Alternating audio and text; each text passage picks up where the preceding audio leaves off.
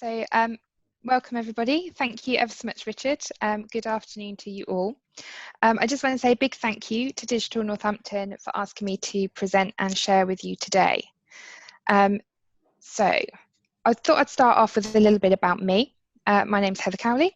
I am the Digital Delivery and Cyber Engagement Manager for the Office of the Northamptonshire Police, Fire and Crime Commissioner, which is a bit of a mouthful. But basically my role is twofold. Firstly, I oversee the technical strategy and projects within police and fire services within the county.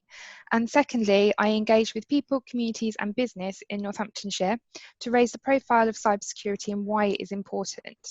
I run a cybersecurity forum on a monthly basis, and it's a space where local businesses and organisations can come together along with policing to learn about what cyber threats are going on currently and to share best practice and guidance. So the aim of this session is really to provide a brief overview of what cybersecurity is and why it's important for everybody to understand and play a role within it. I do hope to break the stigma that it's not just for techies, and with a little bit of knowledge, you can protect yourself and others around you.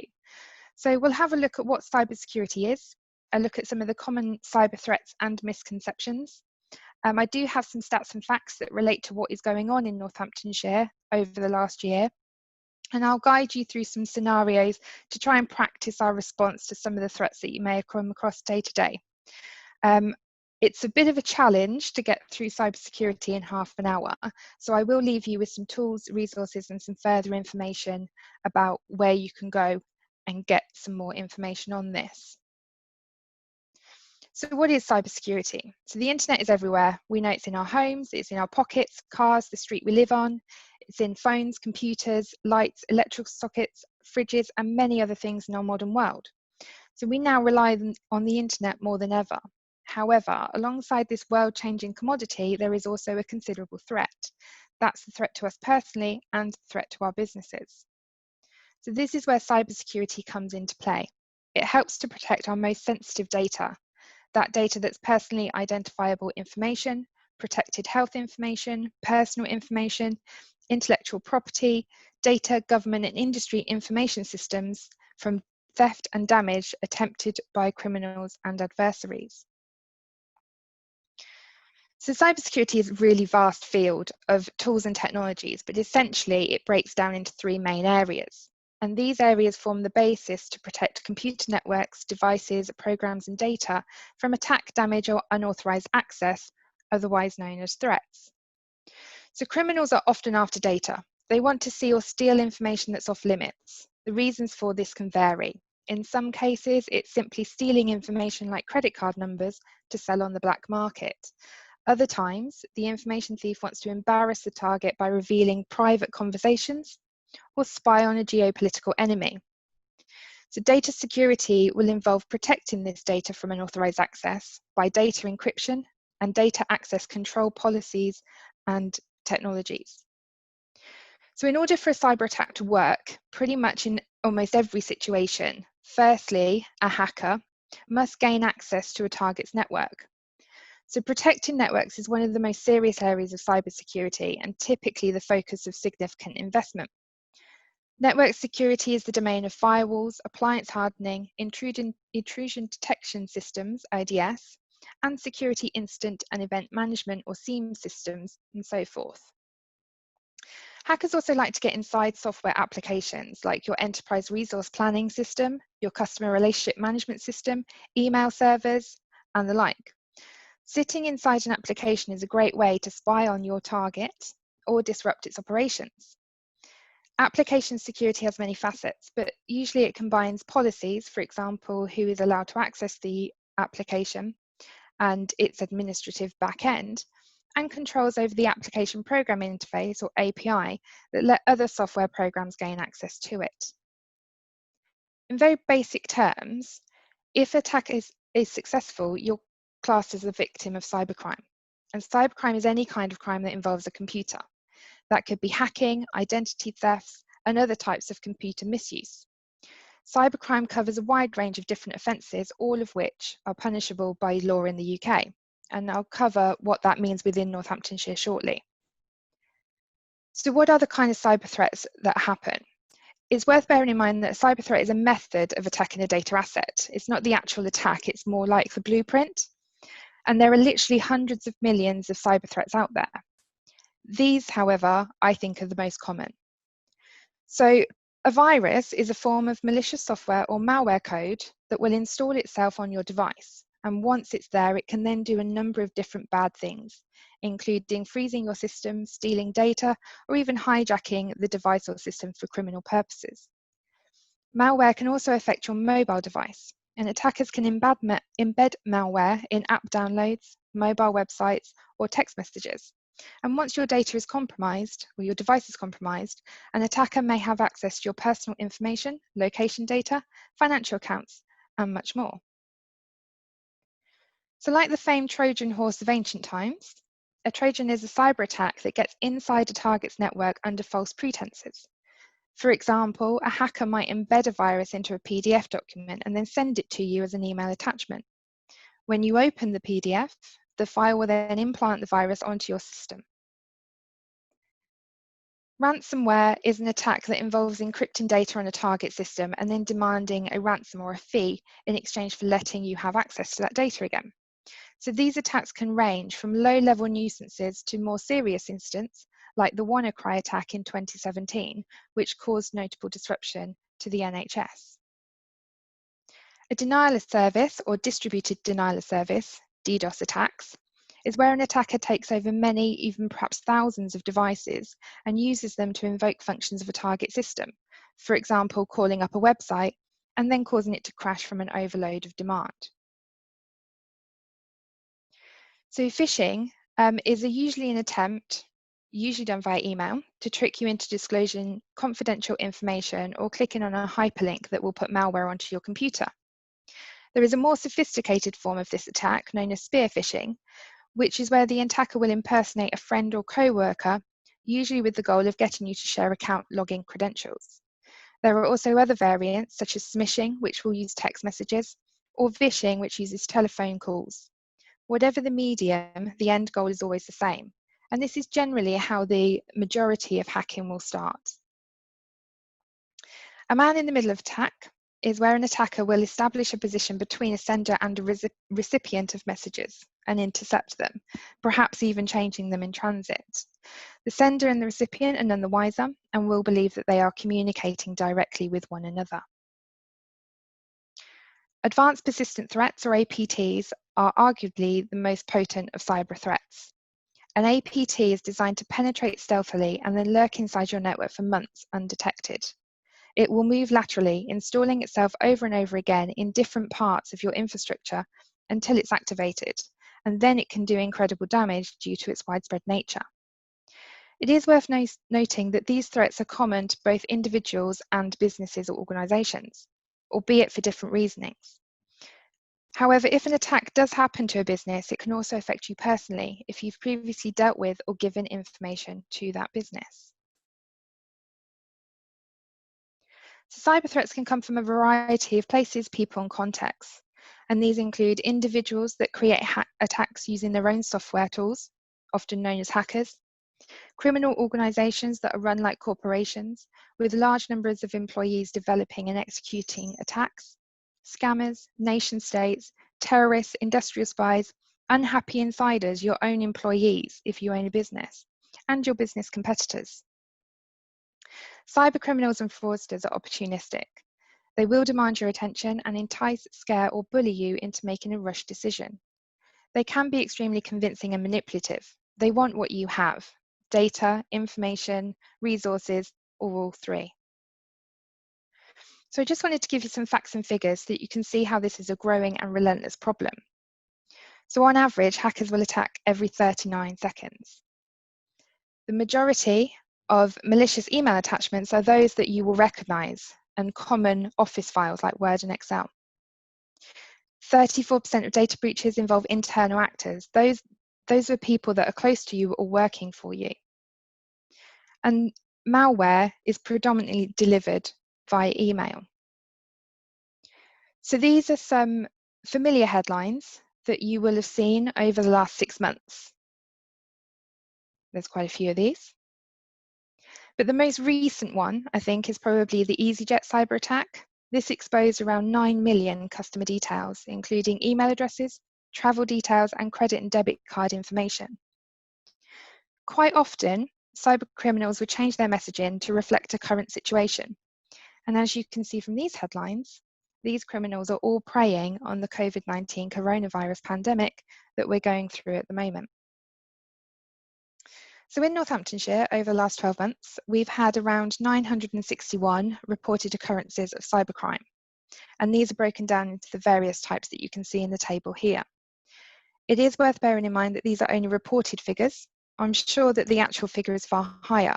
However, if an attack fails or causes minimal damage, it's very likely that this will go unreported. So our highest reported occurrence is computer software service fraud. And this is the scam call centres that will remotely access your computer if you give them half a chance and claim that you have a variety of malware or viruses and extort you for money to fix them. Of course, they're not actually fixing them. There's nothing wrong with your computer in the first place. If you are interested, there was a Panorama programme called Spying on the Scammers, which was shown on BBC, where a cyber expert called Jim Browning managed to reverse hack an Indian scam centre and then expose them. Jim also has a YouTube channel which explains how scam centres work and gives you advice on how to avoid them. So our next highest reports are viruses and malware, and also then the hacking of social media and email accounts. This last line in the table shows a collection of occurrences. So these can include the 419 advance fee fraud, which means nothing to the average person, but that's the email that you may receive from the Nigerian prince claiming to give you lots of money in return for a small fee to help him out. Online shopping, and then also mandate fraud. This is where invoices quite often will be intercepted and have their bank details changed. So there's quite a few common cyber misconceptions that go on. So for individuals, my data is not valuable. I would argue that all data is valuable. Cyber attacks come from the internet? Nope, not always. New devices and software are secure when I buy them. But how long have they actually been on the shelf before you've purchased? I just need a strong password. If you reuse that password over and over again, it's not going to be as strong as you think it is. For businesses, I have a supplier that deals with that. You're going to need to check your contract.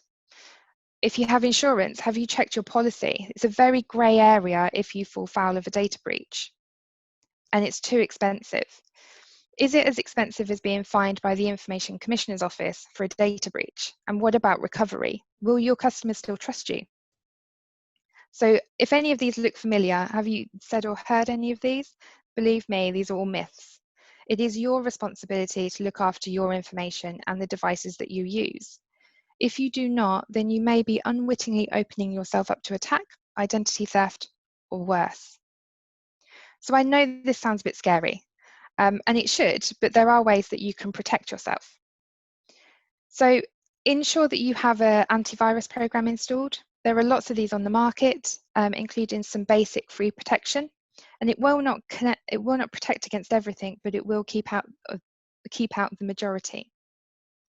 Use a strong password, and it must be a complex combination of upper and lowercase letters, numbers, and symbols. Don't reuse your passwords. And a password manager is key to helping you keep track of all your passwords and keeping them secure without you having to remember them all. I personally prefer passphrases. These tend to be harder to crack, but are easier for you to remember. And if you can utilize multi-factor authentication, or MFA, then please do. MFA verifies your identity by utilizing 2 or more methods. This is usually something you know, a password or a PIN, something you have, a key or a card, and a fingerprint, or something you are. Keep your software updated. It's really important for your operating system and your internet security software. Like any other criminal, as I've said before, cyber criminals are opportunistic and will exploit known flaws within software to gain easy access. Always check for updates when purchasing a new computer or installing a new software system. And be aware that software vendors are not required to provide security updates for unsupported products. So Microsoft stopped supporting Windows 7 as of January 2020 this year. So if you haven't upgraded yet, please make sure that that's a priority. And don't delay in downloading any operating system updates, as these will often include new and enhanced features. This does also apply to mobile apps, and when downloading mobile apps, please use a reputable source, such as the Apple App Store or Google Play Store. When you're looking at social media, make sure that your personal and private information is locked down. The less you share publicly to everybody, the better. Check your profile security settings and the information is only visible to your friends. Also, be very careful and mindful about what you post, as this will often be used against you by fraudsters. Talk to your children about the internet.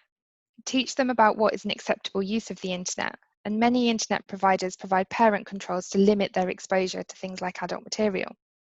Ensure that they know that they can come to you if anything worries them, for example, online harassment, stalking, or bullying. And always keep up to date on major security breaches. If you think you've been impacted by a business's security breach, then change your password immediately. You can also get in touch with the business and find out what information may have been leaked. If you own a business, then the advice is pretty much the same, but I would add 2 other points. The first one is to complete a penetration test. So this is usually carried out by specialist companies to expose your vulnerabilities. It's usually a very eye-opening experience, but it pays to gain feedback on the most at-risk routes into your company or applications. The idea being that once you know where you're exposed, you can then better protect your business. And secondly, train your employees. People are your greatest weakness, but when they're trained appropriately, they can then become your greatest asset and your best protection against cybersecurity threats. Every one of your employees should know what business and personal use is permitted for emails, how to treat business information in the office or at home, and then what to do if a cybersecurity attack occurs. So what happens if a cyber attack was attempted? Do you think you'd be able to spot it? So we're going to actually try this out. This is slightly changed because we are now in a virtual scenario, but I was going to do this as a tabletop exercise. So what we're going to do is I'm going to talk you through, I've got about 4 scenarios, so I'm going to talk you through them, the kinds of things to look out for. So this first one is a email that's come in that purports to be from Microsoft account team. So we're just going to break this down. So this looks quite okay, but if we start to take a closer look at bits and pieces, first of all, let's have a look at the sender address. This doesn't look like a proper Microsoft account. There's too many O's, too many E's, just doesn't look quite right. Usually within the body of the message, things are usually poor spelling or poor grammar, not really quite English.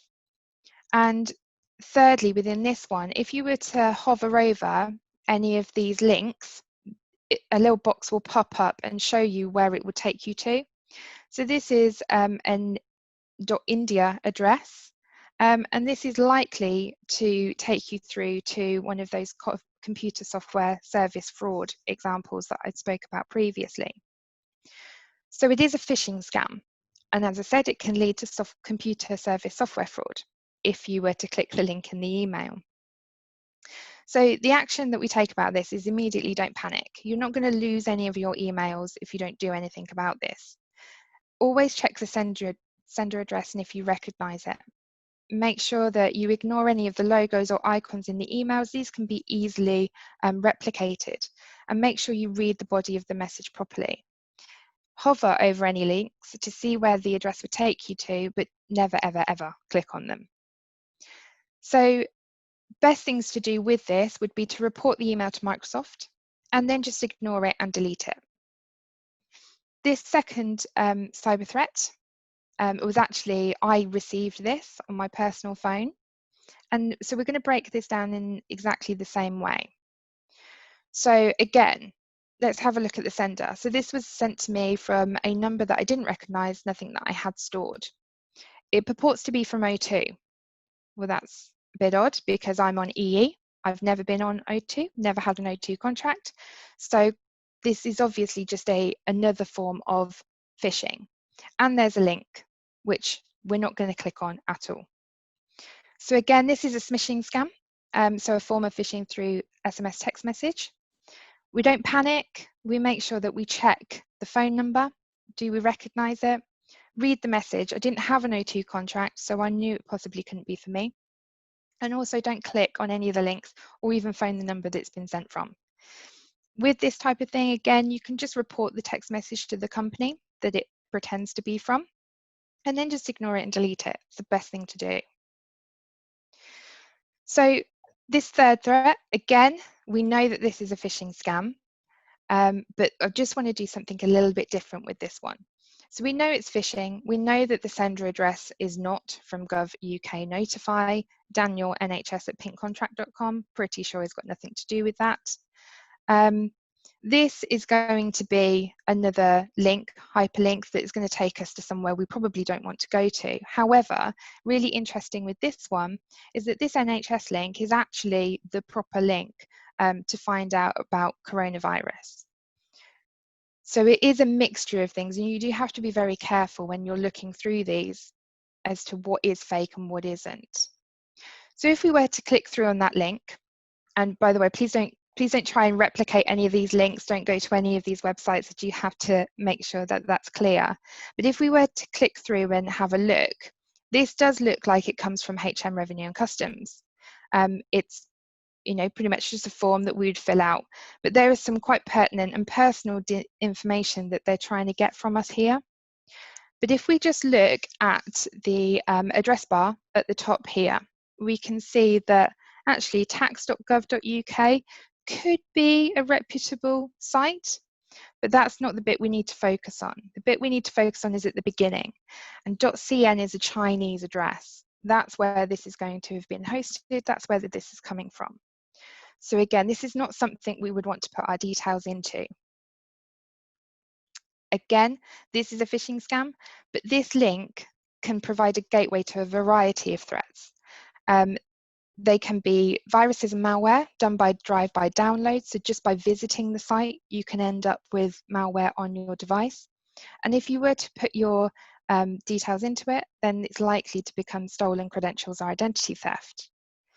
And the actions that we take are pretty much the same again. So we don't panic, check the sender address, ignore any icons, logos, make sure you read the body of the message. For this specific one, you can report it to HMRC and then just ignore it and delete it. So the final scenario that I just want to go through, which of these websites is the real one? So these are both PayPal, and they look pretty much similar, pretty much the same. So let's break this one down again. So again, side by side, they look very similar. Could be all the logos are there, all the information is there, but we're just going to break down these addresses at the top.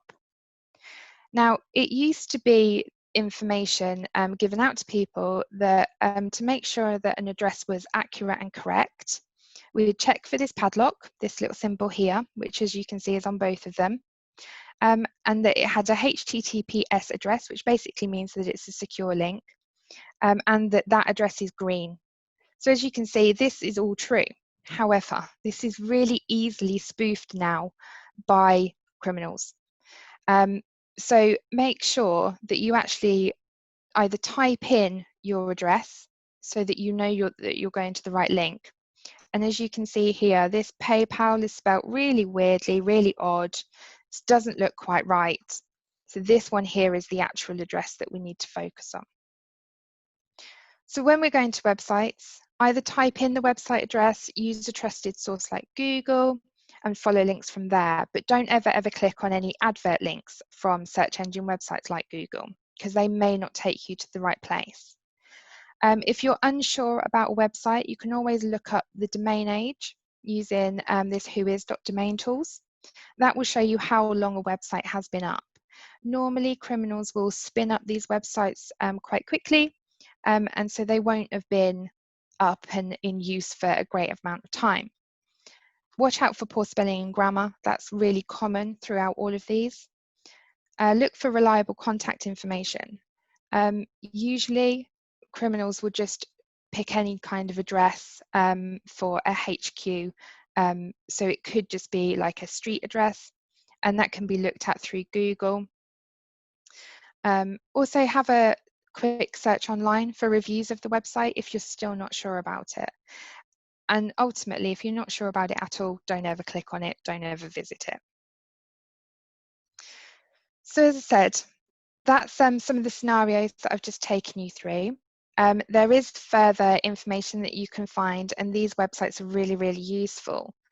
Action fraud, if you've been on the receiving end of a cyber fraud or scam, you can report it through Action Fraud. They have a website which you can fill in a form, or you can use the contact number which you can see on screen. Cyber Aware is a great website from the National Cybersecurity Centre, but that it's more around staying safe online during coronavirus pandemic, so it's really useful for now. Get Safe Online has really great explanation of all the attacks, frauds and scams that are known, and it has lots of good advice. No More Ransom is specifically for those of you that have been affected by ransomware. If you are going through it, it contains links to decryption tools if you have been a victim of that. Please have a look at our Cyber Protect Office's Twitter at Northampton Cyber. They have some great information on there. Have I Been Pwned is a website where you can check your email address and whether it's been involved in a data breach, and it will tell you how often it's been leaked or where it's been sold. And also Information is Beautiful is one of my most favourite sites. They have great visualizations, and there's two in particular that I just wanted to share with you, which is the most common passwords. If you do see your password in that list, make sure that you change it straight away. And also the most significant data breaches that have happened over the last 11 years. It goes back to about 2009. So, as I previously mentioned at the beginning of the presentation, I run a monthly cybersecurity forum. We meet on the third Friday of the month and provide a space for information sharing and guidance on cyber landscape. So I like to class it as an informal support network that aims to put local businesses and organisations in the same room as policing. Due to the current pandemic, I'm afraid we're not currently meeting, but I am hoping to take it, set up some virtual meetings, as utilising Zoom, especially for today, has been really, really great. If you would like to be involved in that, please feel free to contact me, or you can contact our Commissioner's office. And I just want to wrap up with a request. So if you have found anything of use today, please just take one piece of information, more if you can, but just one piece of information from this session and tell somebody else about it. That's all from me. So I think we can open up to some questions. That was really interesting, Heather. Thank you very much. I think looking at some of the comments, everyone found that interesting and scary in equal measure. It is. There was one thing I picked up there where you got your list of falsehoods, I think, and it was, oh, it's not down to me, that's the supplier's problem. I think that's what I've got in my head. With a lot of the suppliers that support our web infrastructure, I think that they'll just look after it. So that was a warning for me there, I think. Right, we have got some good questions that have come through. Okay. So Pritesh Ganatra, he's been a big backer of Digital Northampton. Now, it's interesting, this question. I was thinking of this one as well, around mobile phones. So Pritesh asked, there seems to be an increase in hackers targeting direct to smartphones through text messages and knowing that we have emails, internet access on our smartphones. What advice do you have for protecting our mobile devices? So keep it up to date, I think is the big one. The other one is anything that comes through, if you're not sure about what it is, where it comes from, don't click on anything. We always have a guy called Russell that comes to my forum, and he is an advocate for do not click on anything you don't recognise. So it is tricky and it is scary, but keeping your stuff up to date, I think, is the main one, and just being vigilant. I would have thought this is such a big industry now. From your side and the police's side, when people are reporting this fraud, is it even possible for you to keep up to date and keep keep tracking down every single case, and do they end up in convictions of people? Yeah, so the police would actually know more about that than I do. But yeah, we do have convictions. It often takes a little bit of time to work its way through, but there has been convictions that have been made. So what was the first bit that you asked? Just really around the volume of the Yeah, reports that come in. Do you have the time, the capacity? Is there the time and capacity yeah, to follow and track everyone? yeah, most definitely. We do have a cyber fraud team within Northamptonshire Police that is consistently growing, which is really positive to see. We have our cyber protect officers, which will go about into the local community and help businesses and individuals recover from anything if they've been a victim. Even if they haven't been a victim, we can also help with advice and guidance as well. The main thing about this, though, is that we are always on the back foot when Yeah. it comes to cyber attacks. The cyber criminals move much more quickly than we do. So although we think we've got a great handle on things, we don't know everything. The other thing that I would say is that quite often a lot of this stuff goes unreported, and that's either because it's had kind of a minimal damage or even no impact upon a person or a business, but also because people can feel quite ashamed about it. There's a lot of sextortion that goes on, and people just think, well, if I just pay, it will just go away. Yeah. Actually, I would encourage people that if you've had any of this sort of stuff happen to you, just report it. Nobody's going to, disown you or think that there's anything wrong with you. We want to take away that whole shame point. And actually, when you get these emails from criminals that say, oh, we've caught you doing X, Y, and Z on your webcam, and we know you've been visiting some really dodgy sites, the likelihood is they haven't actually got anything on you. So just make sure that everything you report, I can't stress that enough.